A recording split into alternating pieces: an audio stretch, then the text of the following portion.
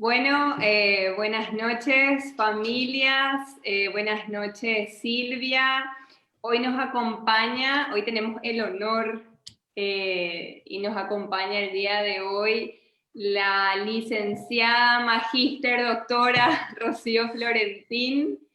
Ella es licenciada en Psicología Educacional, magíster en Neuropsicología Infantil y Neuroeducación, doctora en Neuropsicología y es la coordinadora pedagógica de la maestría en Neuropsicología Infantil de la Universidad Iberoamericana. Entonces, hoy tenemos, como dije entonces, el honor de que Rocío nos acompañe y nos hablará sobre la calidad de vida de las personas con discapacidad. Así que un gusto, pueden dejar sus mensajes, preguntas en los comentarios, así esto también es interactivo y pueden también aclarar todas las dudas que tengan. Así que muchísimas gracias por estar y bienvenida, Rocío. Muchísimas gracias, Rocío. Realmente es un gusto poder estar con todas las familias y las personas interesadas con el tema, así como dijiste, este tema de calidad de vida realmente es un tema muy importante para hablar el día de hoy. Hola Silvia. Hola Rocío. Con Silvia vamos a estar entonces también conversando. La idea es un poco que también la gente pueda estar participando en este conversatorio que vamos a tener. Bueno, vamos a empezar entonces. Silvia me va a ayudar, vamos a imaginarnos. Vamos a empezar un poco en nuestro conversatorio imaginándonos. Vamos a imaginarnos primeramente en cómo será un lugar en donde... Imagínate que vivís en un ambiente en el que nadie te habla directamente, pero que hablan de vos y de tus problemas en tu presencia. Imagínate que se burlen de vos en la calle, te miren fijamente y murmuren a tus espaldas. Imagínate que las personas te agarren del brazo, te sacan a la calle, te meten en un coche y nunca te dicen a dónde vas a ir o qué vas a hacer cuando estés allí. Imagínate que las personas siempre interrumpen tus intentos de hacer algo y hacen por vos. A ver. Imagínate que intentas decir que estás enfermo y nadie te entiende. Imagínate escuchando constantemente hablar sobre lo que no podés hacer y que encima te compadecen. Imagínate escuchando a los profesionales describiendo tus limitaciones delante de vos como si vos no estuvieras delante o no pudieras entender. Imagínate que al hacer un trabajo productivo te tratan como a un niño. Imagínate que estás en una situación en la que todo el mundo te da órdenes, pero que nunca hablan contigo de lo que te interesa. Imagínate que a tu alrededor solo están atentos a tus conductas inapropiadas. Imagínate que desde tu situación no te dejan tomar ninguna decisión personal, aunque seas un adulto. Y por último, imagínate que nadie te pregunte qué preferís hacer o incluso qué comer. Bueno, la verdad que este sería un mundo terrible, ¿verdad? Pero ese mundo no está tan lejano tampoco. Y por eso decimos bienvenidos y bienvenidas al mundo de algunas personas con discapacidad. Creo que esto, si bien nos estamos imaginando, a veces es algo real para las personas con discapacidad y no es un producto de su imaginación, sino que es algo que pasa sin querer, a veces por los prejuicios que tenemos, a veces por las creencias que tenemos, a veces por el afecto malentendido que tenemos. Entonces, justamente sobre eso vamos a ir conversando el día de hoy, que tiene que ver justamente con la calidad de vida. Entonces, calidad de vida suena tan... La calidad de vida suena como algo muy fácil, pero a la hora de definir es sumamente difícil. Inclusive, haciendo una revisión bibliográfica, finalmente uno no encuentra muy bien, bueno, pero ¿qué es lo que es calidad de vida? Entendemos, pero poner en palabras calidad de vida no es fácil.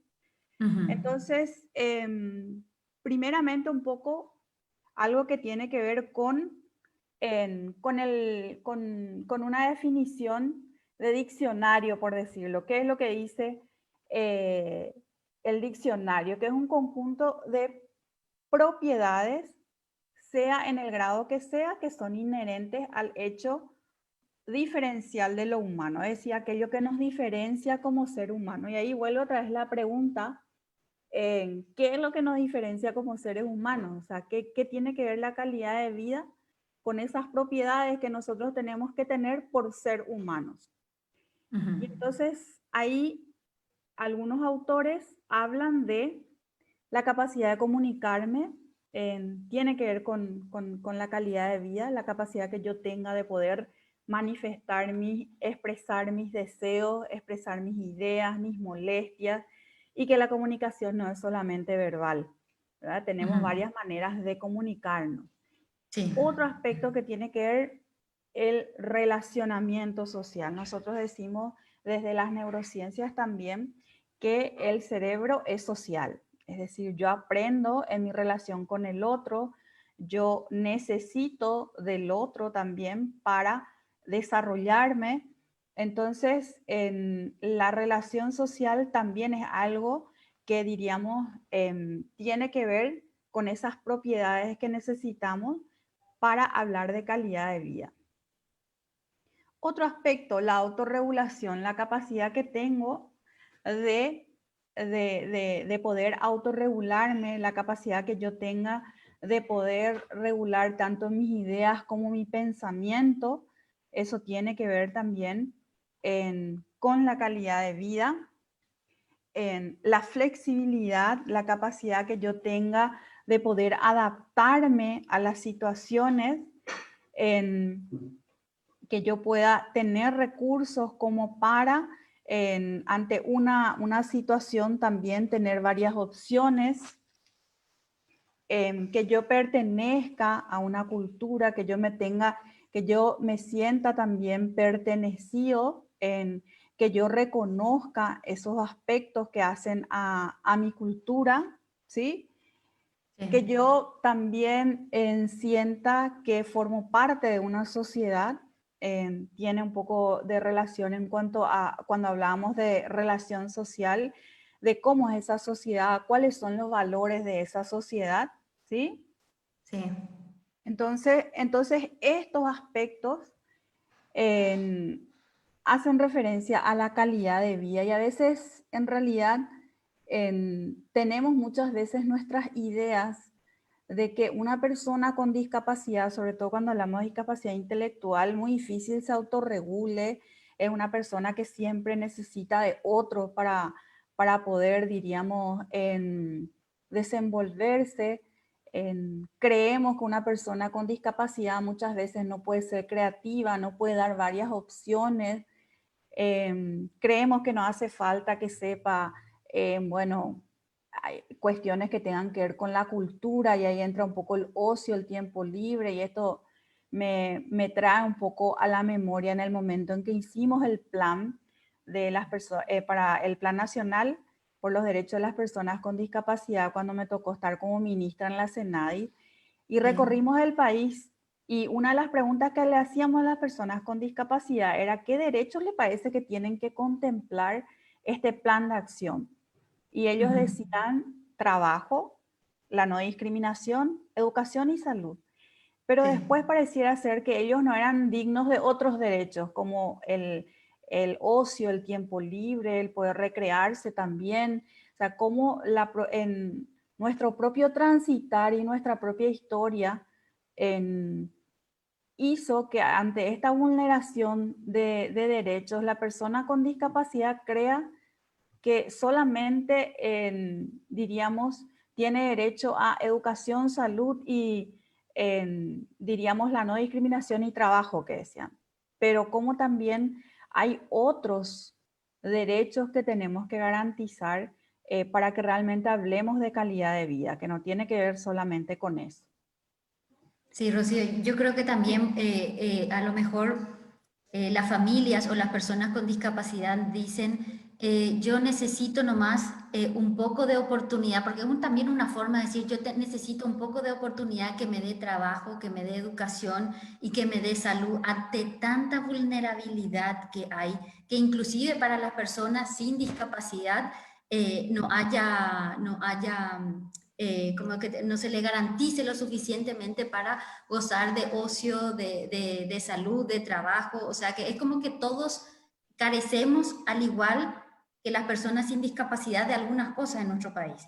Totalmente, o sea, eso también tiene, la calidad de vida tiene mucho que ver con la oferta de servicios que tenemos a nivel país.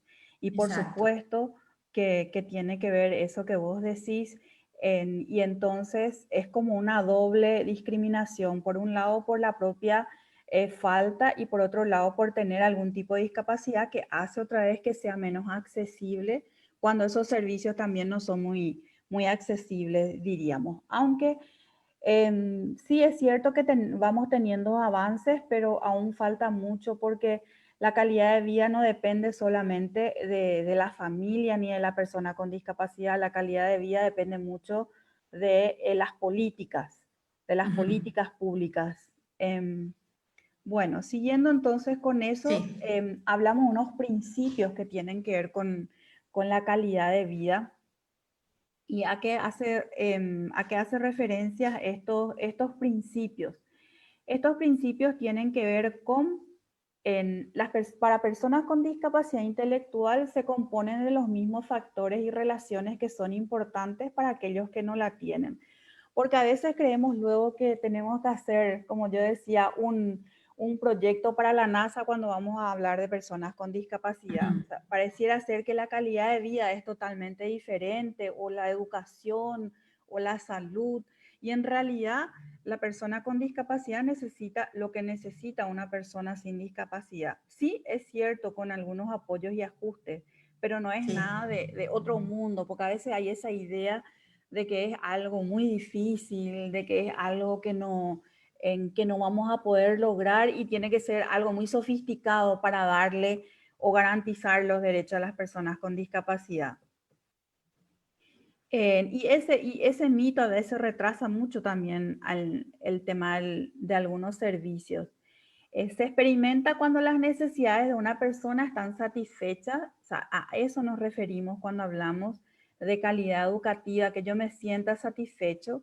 Y por supuesto, cuando hablamos de que yo me siento satisfecho, hay diferentes niveles, porque de repente a mí me puede poner satisfecha una cosa y a Silvia le puede poner satisfecha otra cosa. O sea, diríamos, hay componentes subjetivos y objetivos con relación al sentirme satisfecho. Y Sí. cuando se tiene oportunidad de perseguir una vida enriquecida en los contextos principales de la vida, es decir, cuando yo realmente pueda desenvolverme de manera autónoma. Un autor decía, la calidad de vida es que yo haga lo que pueda hacer lo mejor que pueda. Entonces, en ese Ujú. sentido, creo que esto de perseguir una vida en los contextos principales, ahí tiene mucho que ver las familias, las pautas de crianza con relación a cómo nosotros criamos a una persona con discapacidad y también la oportunidad y el acceso a la escuela. Y siempre que hablamos de un espacio inclusivo, lo menos restringido posible. Entonces, en ese sentido, también como estamos trabajando o estamos sobre todo enfatizando el rol de nuestras familias, acá es muy importante las pautas de crianza, es decir, cómo nosotros realmente logramos que esa persona con discapacidad, independientemente de su condición, realmente pueda ser una persona independiente, autónoma, y eso empezarlo desde el día uno, decimos nosotros, ¿verdad? Porque a veces queremos que de repente a los 12, 13 años ya sea independiente, pero eso se tiene que dar en el transcurso de la vida. Tiene que ser una forma de criar donde nuestro horizonte sea la calidad de vida. Y la calidad de vida es una persona independiente y sobre todo una persona que se siente útil y por lo tanto se siente satisfecha. Pero para eso Necesitamos, por un lado, habilidades de esa propia persona desarrolladas y por otro lado, oportunidades de nuestro medio, ¿verdad? Y, por supuesto, y que es clave, el tema de las altas expectativas hacia el otro. Es decir, como yo siempre suelo decir, el diagnóstico no es, diríamos, el diagnóstico es una brújula, no es el destino de una familia, Sí. ni mucho menos el techo. El diagnóstico siempre va a servir si es que sirve para que yo entienda lo que pasa. Y en ese entender lo que pasa, genere los apoyos y genere también los recursos y oportunidades para que esa persona pueda, como siempre decimos nosotros, las 3 P que se puedan dar de Sí. la inclusión: la presencia, la participación y también el progreso. Esa persona tiene, como cualquier otra persona, todas las capacidades y tiene el derecho de progresar en la vida. Ahora, el camino que diríamos hacemos para eso, ahí está el rol de la familia y sobre todo de los profesionales también que acompañamos a ese transitar. Sí. Rocío, una consulta. Sí. Normalmente nosotros, los familiares, entramos en el error de sobreproteger a nuestro familiar con discapacidad. ¿Cuál sería la sugerencia, Rocío, que cuando nazca un niño o se diagnostique a un niño con discapacidad intelectual, cuál sería la sugerencia para los padres? Porque la mayoría creo que cometemos ese error de sobreproteger y allí somos los obstáculos para que esa persona pueda ser independiente y autónoma. Así mismo, Silvia. Yo creo que ahí hay una cuestión de responsabilidades compartidas. Me parece que lo principal desde el punto de vista del rol profesional es lo que nosotros denominamos el momento de la noticia. O sea, ¿cómo le decimos a esa familia que su hijo primeramente es persona y que después tienen algunas condiciones que podrían, en menor o mayor proporción, dependiendo de las experiencias que también yo le dé, diríamos, comprometer algunas áreas? Yo creo que ahí tiene mucho que ver también nuestro enfoque como profesionales a la hora de dar el diagnóstico, y en eso tenemos tantas historias.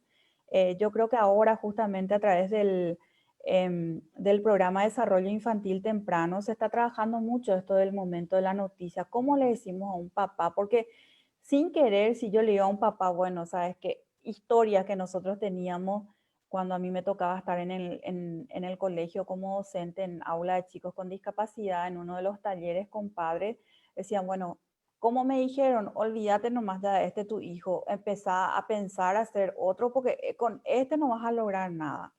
O, por ejemplo, padres que nunca le dijeron hasta cuando no sé cuántos meses, porque entre los profesionales decían, no, seguro que le va a decir el pediatra, no, seguro que le va a decir y así, y tampoco le daban. Y sobre todo creo que no hay mejor formación o no hay mejor pauta de crianza que los padres informados.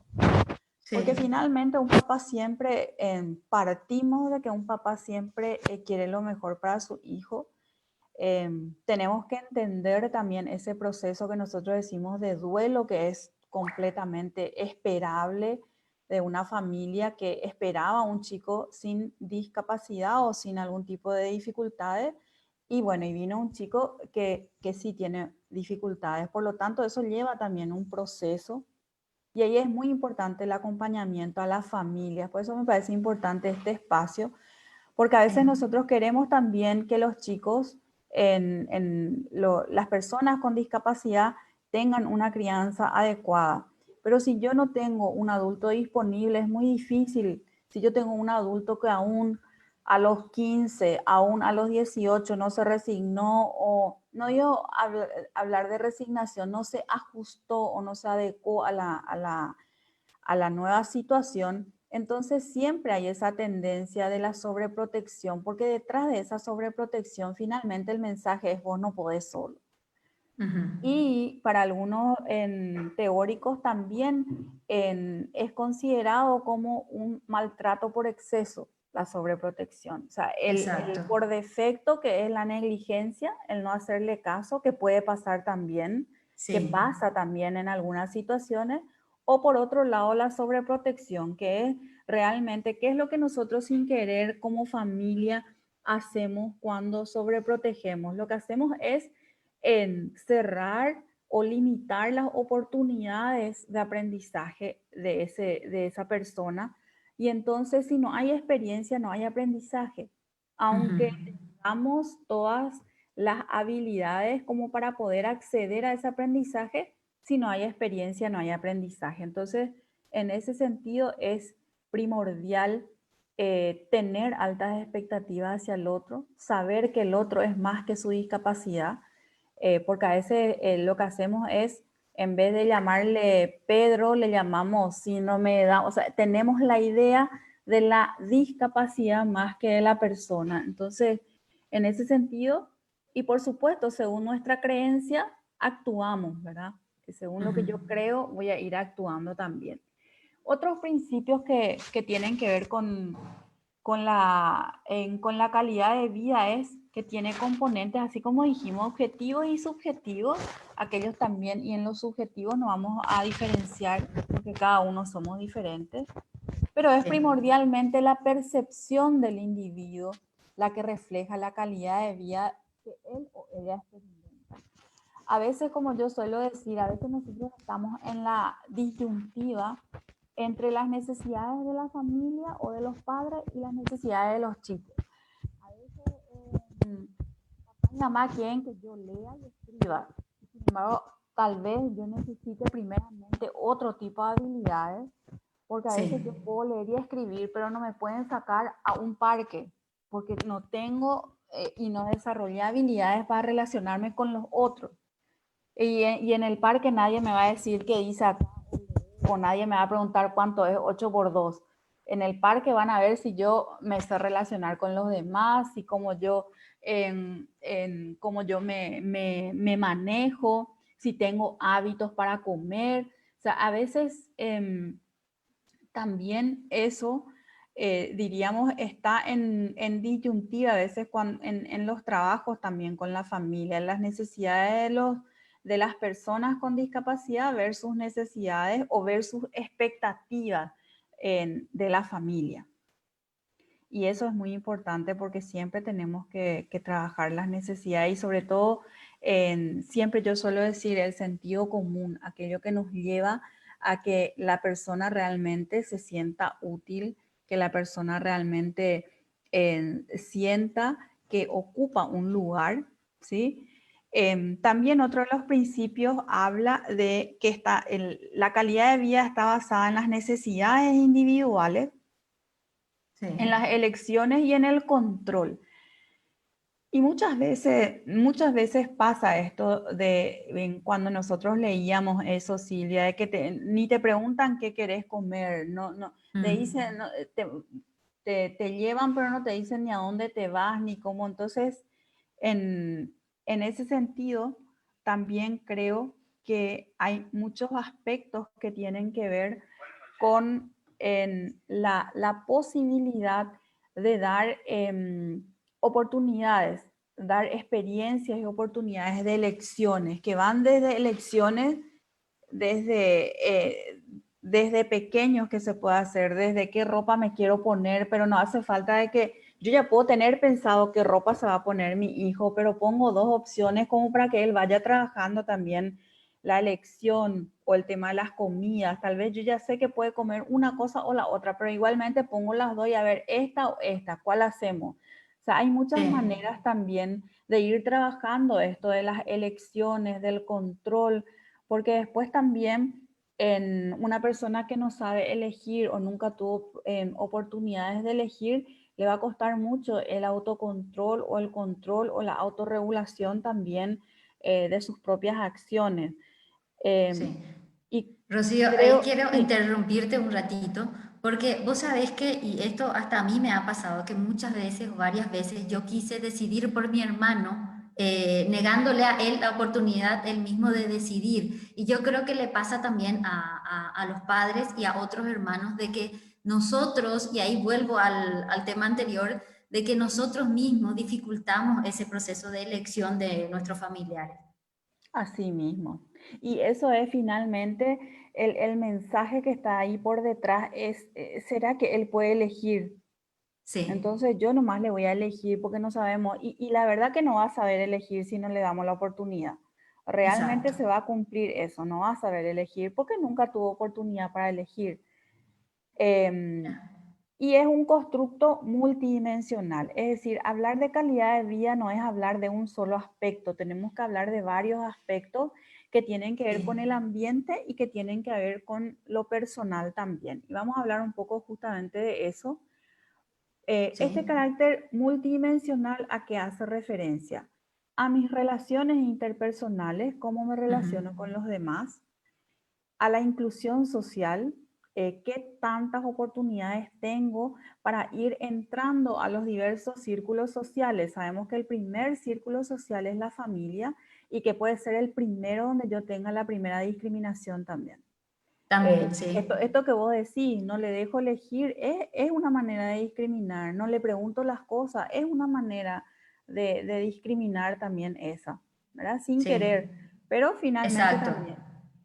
Finalmente, y bueno, y vamos según las etapas de la vida, hablamos de la inclusión luego a la familia más extensa, que a veces que es lo Ujú. que suele pasar por prejuicios, no, si se va a ir fulanito, no se va a ir mi hijo, yo no quiero que sus primitos, y acá los adultos que discriminamos mucho, ¿verdad? O tenemos prejuicios. Mm. Después nos vamos al otro círculo social que es la escuela, y bueno, y cuando son más grandes, también lo laboral, ¿verdad? Cuando ya son Ujú. personas adultas. El desarrollo personal, y acá tiene mucho que ver la autonomía también en esto que estábamos hablando. El Sí, bienestar físico que después vamos a ir viendo, después cada uno vamos a ir viendo también sus indicadores para tener un poco de idea y para hacer también esa reflexión hasta qué punto yo realmente estoy garantizando o estoy proporcionando oportunidades para que pueda yo ir viendo como un horizonte en realidad es la calidad de vida, porque es algo que uno va trabajando, es un proyecto de vida llegar a la calidad de vida, ¿verdad? La sí, autodeterminación, que es el otro componente también. En la autodeterminación realmente por todo el prejuicio en que tenemos en la historia, sobre todo esto hacia las personas con discapacidad, como que no tienen capacidad de decidir, como que no tienen capacidad de pensar y todo lo demás, la autodeterminación es un desafío aún bastante, diríamos, tenemos todavía muchos desafíos con relación a eso. El sí. bienestar material, que bueno, es un poco lo que vos decías también, hay cosas que no dependen solo de la familia, sino que las oportunidades que tuvo esa familia también Ujú. y las políticas públicas que tenemos. Y el bienestar emocional y por supuesto los derechos, ese enfoque de derechos. Ahora lo que vamos a hacer es un análisis un poco con relación a esto, cómo vemos nosotros o qué significa, cuáles son los indicadores, porque esta es una propuesta de unos autores que Sí, aparte de dar estas dimensiones, nos dan unos indicadores, es decir, cómo podemos medir también la calidad de vida o cómo nosotros podemos decir, bueno, esto hace referencia a relacionarme y a mis relaciones personales y demás. Todos estos sí, indicadores. Entonces, perdón, estas áreas. Entonces, cuando hablamos nosotros de bienestar emocional, ¿cuáles son los indicadores de calidad de vida? La satisfacción, estar satisfecho, estar contento, estar feliz, hasta qué punto yo estoy feliz en los distintos, en los distintos grupos, en los distintos, diríamos, en los distintos círculos que estoy inmerso, ¿sí? El autoconcepto, estar a gusto con su cuerpo, con su forma de ser, sentirse valioso.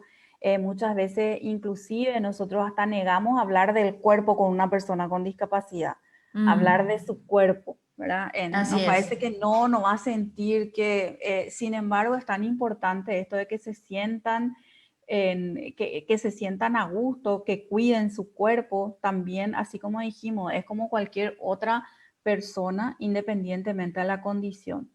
La ausencia de estrés, sabemos que un ambiente acogedor y seguro es demasiado importante en los primeros años de vida. En, eso le da estabilidad también, el no sentirse nervioso, saber lo que tiene que hacer y que puede hacerlo. Entonces Sí. también en todo lo referente al ambiente, a la seguridad, es demasiado importante. Rocío, te quiero hacer una Sí, consulta allí en autoconcepto, ¿verdad? sí, A veces nosotros los familiares, queremos evitar que ellos se sientan mal, porque muchas veces hay gente cruel que le dice, vos no vas a poder hacer tal cosa porque vos tenés discapacidad física, o le dice, vos tu brazo tenés así, o no tenés una pierna, o lo que sea, ¿verdad? Y nosotros los familiares a veces evitamos hablar de su cuerpo para que ellos no se sientan mal. No sé si solés escuchar esa situación. sí.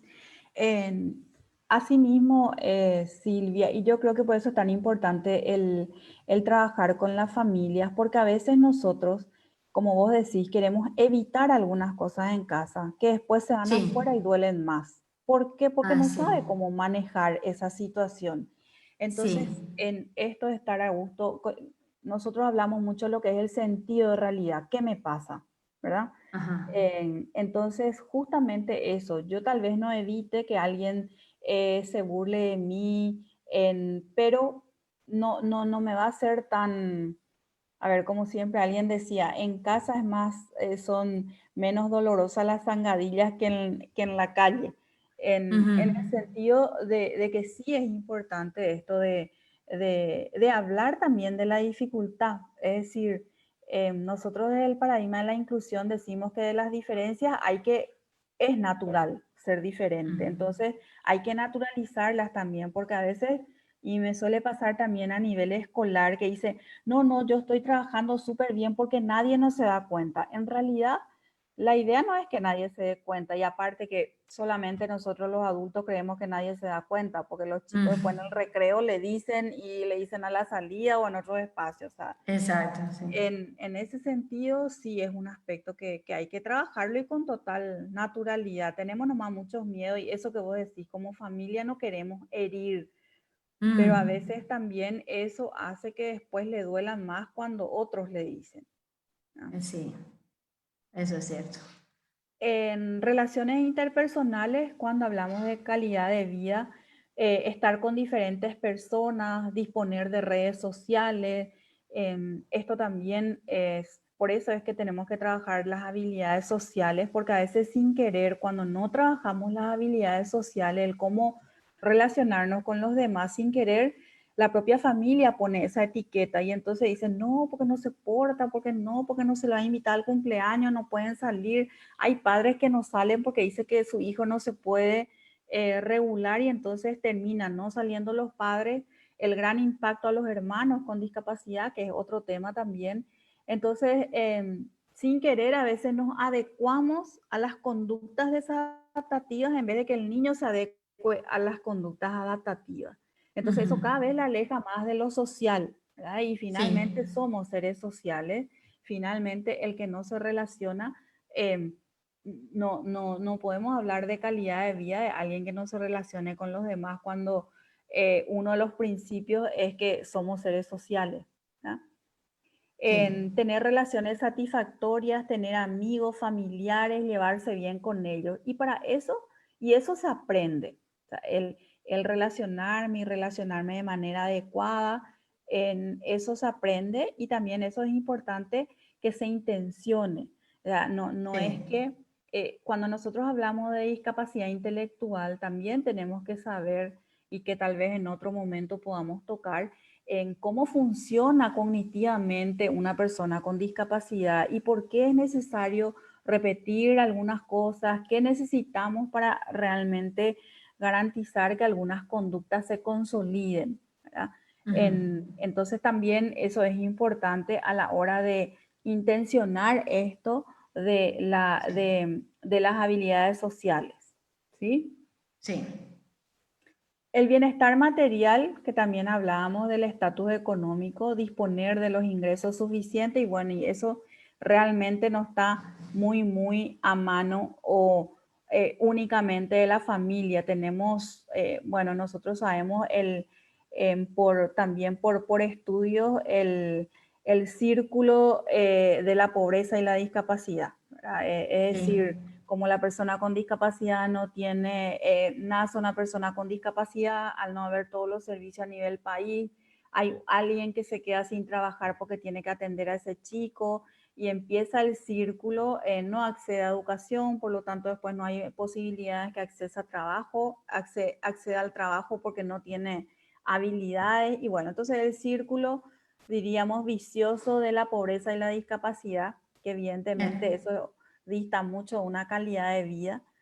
El sí. empleo, que también sabemos que aún es un gran desafío, aunque tengamos leyes que hablen del porcentaje de personas con discapacidad en el sector público y ahora tenemos reglamentada una ley que habla del incentivo fiscal para las Ujú. empresas privadas, pero creo que tiene mucho que ver con lo actitudinal también. Y por otro lado, con las habilidades de esa persona con discapacidad, A porque eso iba, creo sí. que ese enfoque derecho también es, no es, ay, vamos a incluirle pobrecito acá, pero esa Sí. persona con discapacidad también tiene que desarrollar habilidades para ser útil y no ponerle en un lugar por cumplir el cupo nomás, porque eso tampoco es de un enfoque derecho, eso es un enfoque más de mendicidad, vamos a darle trabajo para entonces, en ese sentido, también la persona con discapacidad tiene que desarrollar esas habilidades para desempeñarse en el mundo laboral. Y, y en eso también, Inclusive, sí, Rocío, discúlpame, una de las cosas que nos damos cuenta todos los días es que la mayoría de las personas con discapacidad, algunos no leen, ¿verdad? Y eso le resta posibilidad de acceder a a un trabajo, porque imagínate una empresa que tenga que contratar a un personal y ese personal no lee, ¿cómo va a ser? así es.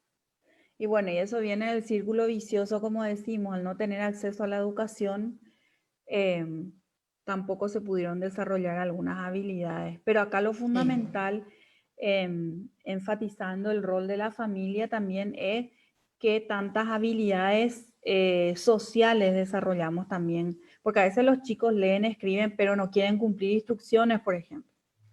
No se también, queda en su lugar sí, de trabajo, no quiere que se le den órdenes, no cumple, no empieza pero no termina el trabajo que se le da. Entonces eso también tiene que ver con estas pautas de crianza que estamos diciendo que tiene que ver con la autonomía.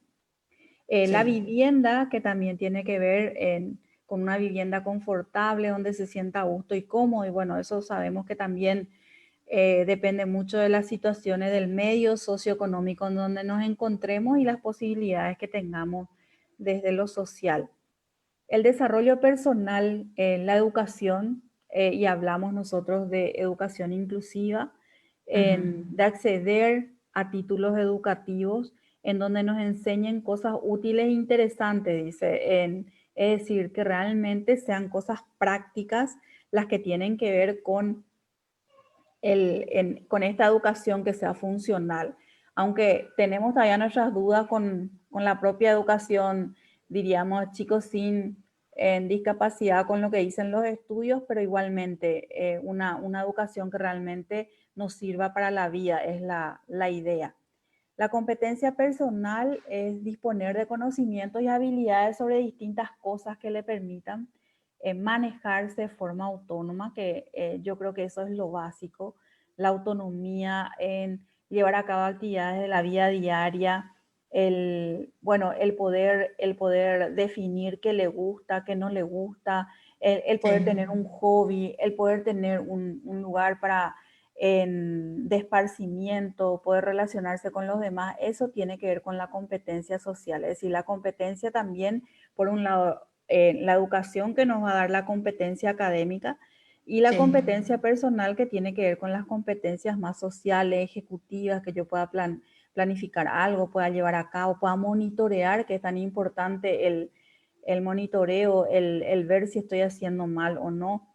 y el desempeño, el tener éxito en las diferentes actividades que se realiza, ser productivo y creativo. Y otro de los principios también que nosotros manejamos en la neurociencia tiene que ver con que el cerebro necesita desafíos, pero que estos desafíos no sean ni tan fáciles que me aburran, ni tan difíciles que me frustren. Entonces yo creo que ahí es demasiado importante el conocer todas las habilidades de la persona, porque a veces, y hago un poco el llamado a nosotros los profesionales, nos centramos mucho en lo que el chico no puede a veces, en nuestros informes, todo lo que no puede. En realidad, nosotros finalmente se trabaja desde lo que se puede, porque si no va a ser frustración tras frustración, si solamente yo voy a trabajar desde lo que no se puede, que es justamente el cambio de paradigma de hoy día, el paradigma de crecimiento, de tener altas expectativas y generar los ajustes. Entonces eso, la persona se tiene que sentir productiva, se tiene que sentir creativa, pero para eso tengo que pedirle algo que pueda hacer, que se esfuerce un poco y que pueda hacer. Entonces en ese sentido también es importante conocerle y también que yo en la familia le conozca a mi hijo o a mi hija y realmente le pueda pedir aquellas cosas que pueda lograr y desafiarle, ir desafiándole a cosas también que va a poder ir haciendo, no ponerle un techo ni un límite, porque el cerebro es una caja de sorpresas. Bueno, y cuando hablamos de inclusión social, en que tiene que ver con la integración y participación en la comunidad, es demasiado importante que el chico se sienta también partícipe en su comunidad, en los roles comunitarios, sentirse útil y valorada en los distintos lugares. Y acá también es importante, porque a veces yo digo que, bueno, siempre los extremos no son muy buenos.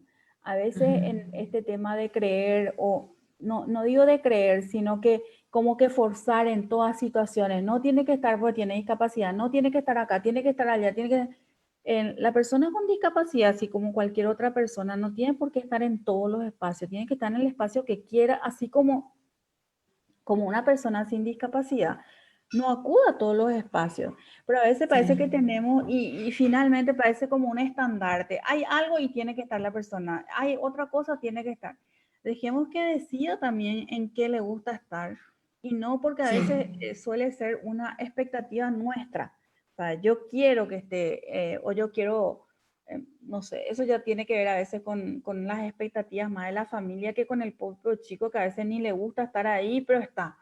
Entonces ahí también es importante respetar lo que le gusta a ese chico, ¿sí? Y los apoyos sociales, disponer de redes de apoyo y la ayuda necesaria. O sea, yo creo que estas redes de apoyo, sobre todo también para las familias, es muy importante. Y finalmente el área de los derechos humanos, que se conozcan y respeten como seres humanos y no discriminarle por su discapacidad, que siempre decimos que primero uno es persona y después la condición que te acompaña. Y bueno, y los derechos legales también. Y acá es muy importante que los padres también conozcan cuáles son los derechos, porque a veces por falta de conocimiento no reclamamos, aunque parezca una contradicción reclamar un derecho, pero cuando se nos tienen que garantizar, pero igualmente es importante que yo conozca, porque cada vez va evolucionando esto y tenemos la ley de educación inclusiva, tenemos la ley del pasaje, tenemos la ley de inclusión laboral y se van ganando espacios en lo legal, que no necesariamente a veces eso lo podemos llevar a la práctica, pero cuanto más personas nos unamos y cuanto más conozcamos, entonces uno más puede, iríamos, hacer fuerza para que esto que está en las letras de las leyes realmente se hagan, diríamos, realidad. No sé, Silvia, si tenés Sí, algo. tengo una consulta, Rocío, de una pregunta de Mercedes. Dice, ¿cuál debe ser el rumbo que debería tener la educación inclusiva teniendo en cuenta que la accesibilidad cognitiva tiene tantos cortes? ¿Entiendes? Bueno, sobre la accesibilidad cognitiva tiene tantos cortes, no sé si se refiere a que el espectro de los niveles de discapacidad o de nivel intelectual En realidad, una educación inclusiva tiene un único rumbo: enseñar a cualquier estudiante independientemente a su condición. Eso es Sí, la educación inclusiva. La educación inclusiva es generar los apoyos si hacen falta y dar respuesta a los chicos independientemente a su condición. No sé si es necesario hacer un test para saber cuánto tiene ese I1, porque en ujú, realidad los números no te dicen nada. En realidad lo que necesitamos son docentes que sepan qué pueden hacer los chicos y qué no pueden hacer, y en base a eso generen una propuesta. Así es de claro, diríamos, con relación a la educación inclusiva. Y a veces nos creamos algunas ideas como cuál es su CI, su coeficiente intelectual. Yo puedo tener dos coeficientes intelectual y dos funcionamientos totalmente diferentes, porque ujú. así como hablamos, tienen que ver con la experiencia, ¿verdad? Sí, Y también pueden haber chicos con diagnóstico, sin diagnóstico. Finalmente lo que me importa es la funcionalidad, cómo funciona esa persona y qué puede hacer para lograr su calidad de vida. Ese es el rumbo de la educación inclusiva. sí. Rocío, otra, redondeando un poco, estamos Sí, ya casi 45 minutos, pero sí. vamos bien, vamos bien. Una, no sé si quería, te gustaría dar un consejo a los padres de los atletas con discapacidad de Olimpiadas Especiales.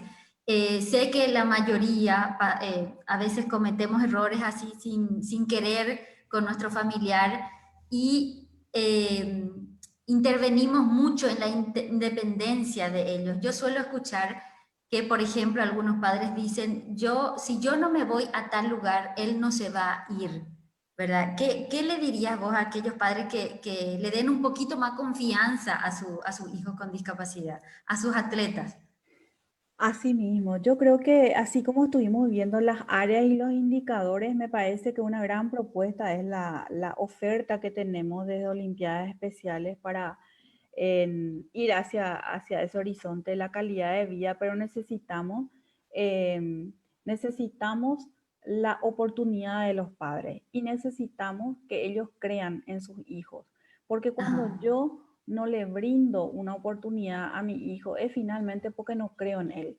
Yo creo que si nosotros como padres queremos que los demás le acepten, somos los primeros que tenemos que aceptarles y retarles a, a desafíos, y probemos una vez, y tal vez no se quiera ir una vez, pero en la segunda y en la tercera ya se va a ir. Entonces tenemos que probar, tenemos que insistir y sobre todo tenemos que saber que nosotros como padres no somos eternos. Y en sí, esa posición es donde más tenemos que nosotros criar personas independientes. Porque la persona que no es independiente, tal vez, bueno, mamá y papá hagan cosas, pero que otras personas no van a hacer. Entonces, en ese sentido, es demasiado importante la independencia, la autonomía, y que sí, finalmente cuando yo soy autónomo y soy independiente, soy feliz porque me siento útil. Cuando yo exacto. no hago nada y todos deciden por mí, finalmente yo soy un inútil, o sea, no hago nada, pero tal vez no porque no sepa, sino que porque no me dan la oportunidad. Entonces, en ese sentido, em, bueno, con relación al bienestar físico, que hablamos de todo lo que tenga que ver con la salud, y la Sí, autodeterminación, que tiene que ver con esto que vos estabas diciendo también, Silvia, la sí, autonomía y el control, ¿sí? Entonces, en sí, ese sentido también, si yo no doy oportunidades a que la persona se controle, a veces nosotros como que creamos toda una situación para que nunca luego se den situaciones en donde yo no pueda ver que esa persona se ponga mal y todo lo demás, y después sale afuera, o sea, a un cumpleaños y alguien no le dio el globo que él quería y es le cuesta mucho regularse. Entonces, en ese sentido también, cómo vamos creando situaciones en que la propia persona también pueda ir experimentando frustraciones, decimos, ¿verdad? En donde yo tengo que saber esperar, tengo que poder compartir, ¿sí? Entonces, tener esa posibilidad también de decidir sobre su vida de forma independiente y responsable. Entonces, eso hace también a que yo me pueda controlar y a la autonomía. Con relación a las metas y valores personales también, sí, disponer de valores, de expectativas, de deseo, pero si nadie luego me pregunta qué me gusta, ni nadie me pregunta qué quiero comer o qué color me gusta, es como que yo no voy a tener esa oportunidad tampoco de ir desarrollando esto de mis expectativas, de mis deseos, cuando estamos hablando, cuando yo te pregunto, Silvia, ¿vos qué querés ser cuando sea grande? Y tal vez a él no le pregunte qué quiere ser cuando sea grande, porque tal vez ah, él, ¿qué es lo que va a hacer cuando sea grande? Porque tiene que ver con la idea y las expectativas que tenemos hacia ellos. sí, Entonces, y puede ser, claro que puede ser y tiene que claro que ser, puede tiene ser, que tener sí, expectativas de ser alguien, ¿sí? sí, Y las elecciones que habíamos hablado también en relación a eso. Finalmente, como para poder ir cerrando y después si vos tenés sí, algunas preguntas, Silvia, yo quería hacer algunas reflexiones. Primeramente, sí, que la calidad de vida de las personas con discapacidad intelectual no ha de ser diferente de las que no tienen discapacidad en su desarrollo. Es decir, eso que vos esperás para tu hijo sin discapacidad, también tenés que esperar para tu hijo con discapacidad. Y a veces no espectacular. siempre es lo mismo, ¿verdad? Entonces entender de que la calidad de vida es igual para todos, con algunos ajustes seguramente para poder lograrla, pero Sí, hablamos de los mismos indicadores. Luchar y perseguir la mejora de la calidad de vida de las personas con discapacidad intelectual y su familia es avanzar a la mejora de la propia calidad de vida y mejorar la calidad en la sociedad a la que pertenecemos. Yo creo que siempre decimos nosotros que con la inclusión ganamos todos y sí, realmente en luchar por la calidad de vida de las personas con discapacidad, de sus familias, es generar también sociedades más inclusivas, sociedades más que tienen, diríamos, mayores niveles de convivencia, más tolerantes. Entonces, en ese sentido, también entender que discapacidad no significa incapacidad. O sea, la ujú, incapacidad la ponemos nosotros con nuestros prejuicios. Discapacidad es una condición, pero para eso existen los apoyos y que tenemos que ver qué necesita esa persona para realmente poder dar y, como dice ahí, brillar. Lo que esperamos que buscamos es que todos brillen independientemente a la condición que tengan, pero para eso hay un factor importante que es creer en ellos. O sea, tenemos que realmente creer en ellos, saber que ellos pueden y realmente convencernos de ello y darles la oportunidad. Y también creo que lo fundamental es planificar. Es sí, decir, en un plan sin acción puede ser un sueño, pero una acción sin plan es una pesadilla. Yo creo que eso tenemos que intencionar la calidad de vida de nuestros hijos, nuestras hijas, pero tenemos que tener un rumbo. Tomo un poco la palabra de Mercedes que preguntó hace rato.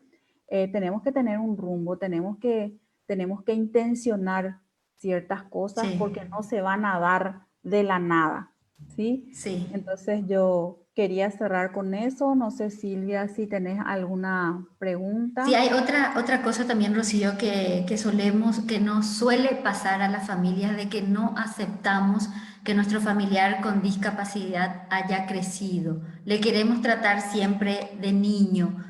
Inclusive a mí me ha pasado, entender que siempre me refería a mi hermano como mi hermanito Así y es. ya tiene más de 30 años, ¿entendés? Entonces yo creo que ese también es un gran retroceso de dar oportunidad al familiar de que se sienta útil, confiado, porque siempre le tratamos como niño.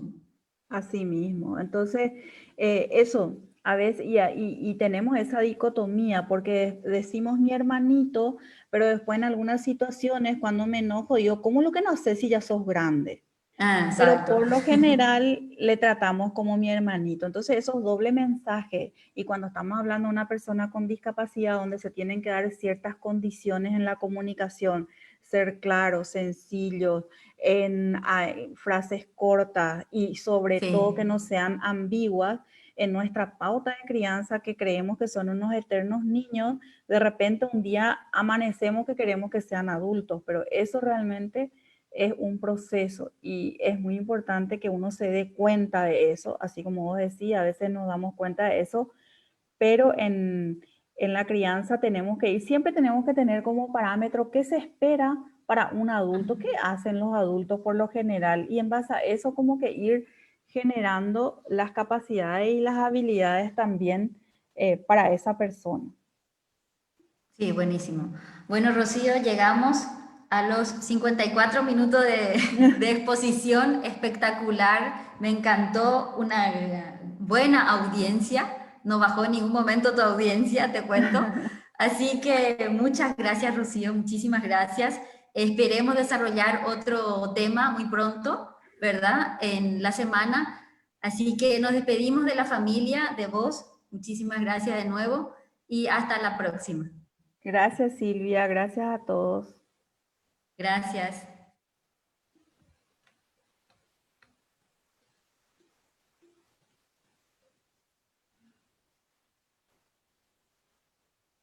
¿Salimos de la transmisión, Rocío? No sé, Silvia. No sé, porque todavía no puede salir del Face. Quiero decir, del Zoom. A ver. Ahí ya dejé de compartir. Bueno, ahora me voy a retirar. Ahí sí. Gracias, Rocío. Bueno, dale, Silvia, hablamos. Gracias. Dale, chao, chao. Chao, chao.